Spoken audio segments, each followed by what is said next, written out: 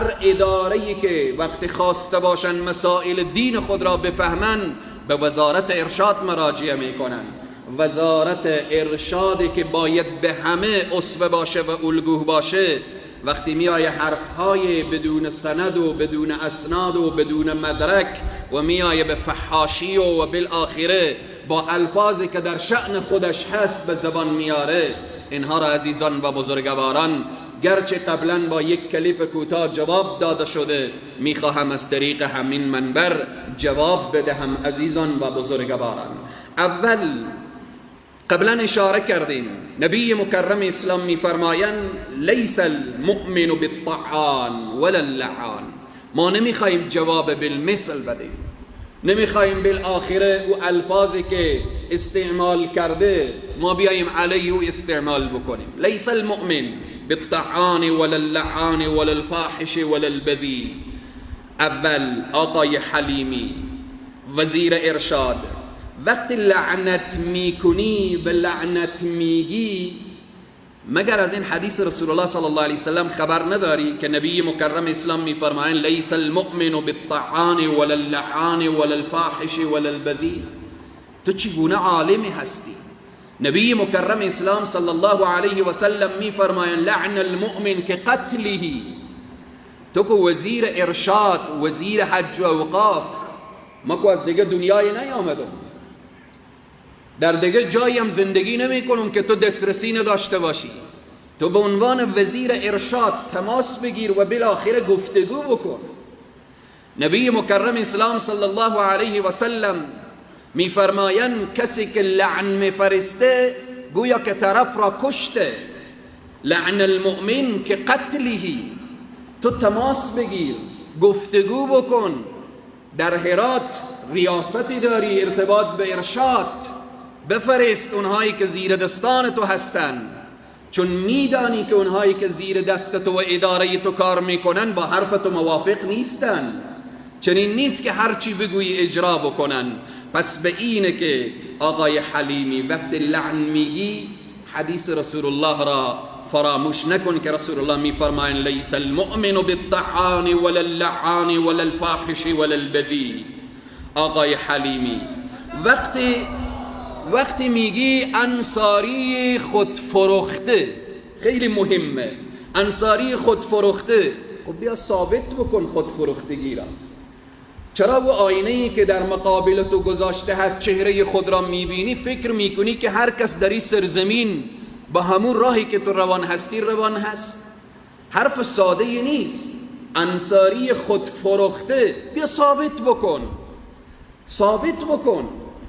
این ملت و بالاخره این رسانه و همه بالاخره بنشین بیا. انصاری خودفروخته وقتی میگی، آیا نمیدانی که الله سبحانه و تعالی میفرمایه والذین یؤذون المؤمنین والمؤمنات بغیر ما اکتسبوا فقد احتملوا بهتانا و اثما مبینا؟ نمیدانی که این بهتان هست؟ نمیدانی که این گناه عظیم و بزرگ هست؟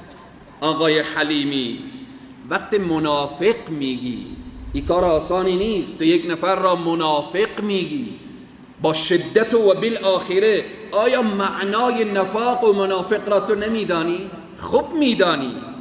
قرآن را بردار نگاه بکن که منافق کی هست. قرآن را ببین، منافق چی کسیه، دارای چی صفتیه. رسول الله صلی الله علیه وسلم میفرمایند از علامات منافق لعن میکنه، منافق سب و شتم و دشنام داره، منافق الفاظ بد و بالاخره فسق و فجور رو به زبان خود میاره. منافق پیش کافر که میرسه میگه من از شما هستم، پیش مسلمان ها میرسه میگه از شما هستم. یک بار آقای حلیمی فکر بکن که منافق کی هست.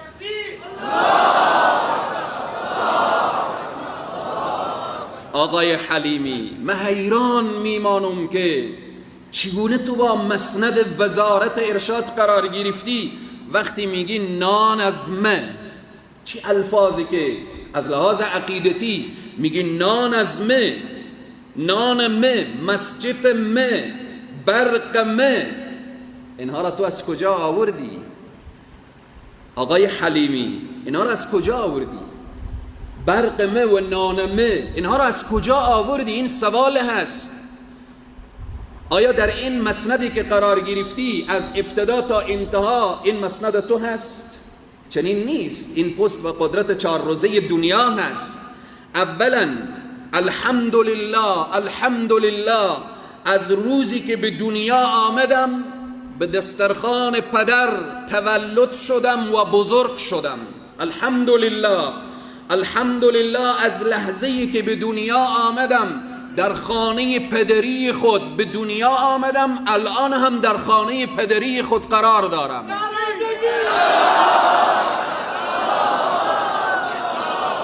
و الحمدلله، الحمدلله برقی که در خانه من هست یک روز هم مفت و رایگان نبوده. یک روز بلهای برق را بیارم نشان بدم.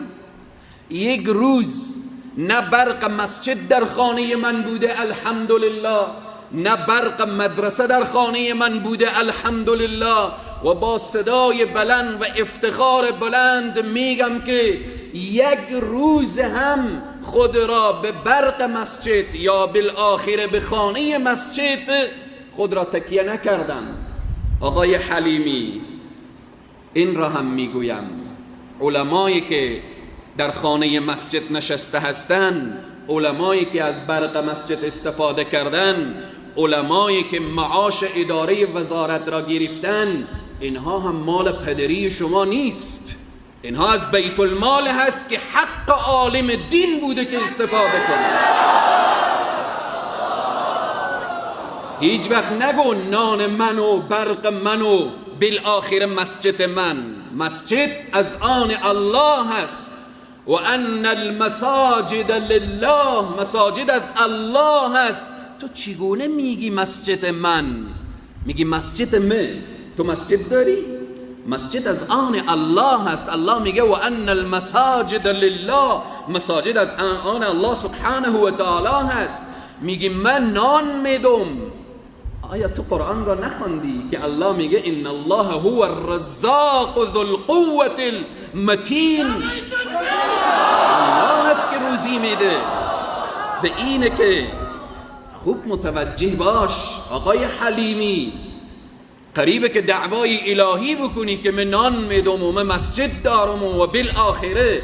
بله این را میگویم، وقتی من از برق مسجد استفاده نکردم، از خانه مسجد استفاده نکردم، وقتی که بالآخره از امکانات اداره تو استفاده نکردم، الحمدلله ضرورت نداشتم. اما علمایی که استفاده کردن این را بدان، اونها حقشان بوده. هر عالم دینی که در مسجد خانه داره و مسجد برق داره و هر عالم دینی که از وزارت ارشاد معاشی گرفته، این حقشان بوده، مال بیت المال بوده که علمای دین استفاده کردن. اما تو این حق را نداری بگی مال من و خانه من و برق من و بالآخر این و آن. آقای حلیمی، نکته دیگر میگی معاش از من میخوری، معاش از من میخوری. خیلی جالبه، یا بیخبری یا خود رو به بیخبری میزنی. با مدت 21 سال خطابت الحمدلله ضرورتی نداشتم که بیایم دست به اداره شما دراز بکنم. الحمدلله یک روز اگر معاش این حکومت را من گرفتم بیا، یک روز الحمدلله الله سبحانه و تعالی اینقدر امکاناتی برایم داده که ضرورتی نیست که دست را دراز بکنم. باز هم اشاره می کنم به این نکته، قبل از شما آقای حلیمی شخصیت‌های بزرگ دیگری هم وزیر ارشاد بودند، همچون آقای نیازی و همچون آقای عثمانی و همچون آقای منیب. اینها شخصیت‌های بودند که حتی تو به گرد پای اینها هم نمی‌رسی. از جانب این عزیزان حتی برای من پیشنهاد معلمی شد، پیشنهاد معلمی برای حجاج، بیا به صفت معلم برو به حج.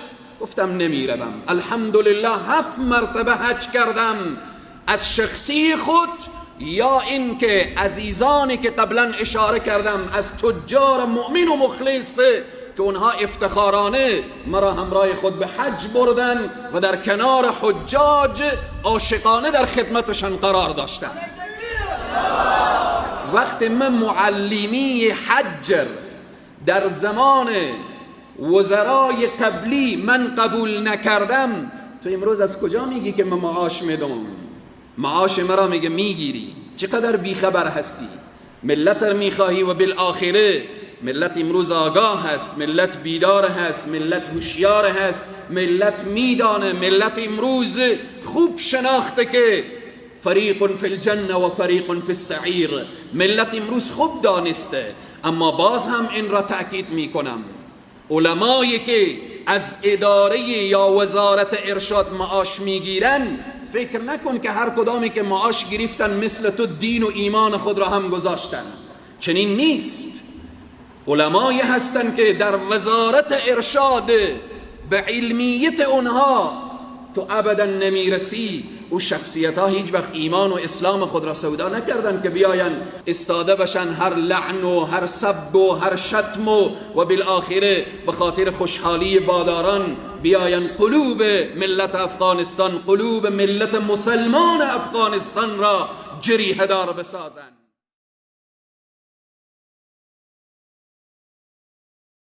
از مرگ خود بترس که تنها روی بگور، با منکر و نکیر جوابت دادنیست. چون حضرت رسول خدا در جهان نمان، چون حضرت رسول خدا در جهان نمان، کس را چی اعتبار که بنابود بودنیست. از گوش خیش مشنوی که آن فلان نمان، در گوش دیگران خبرت هم رسیدنی.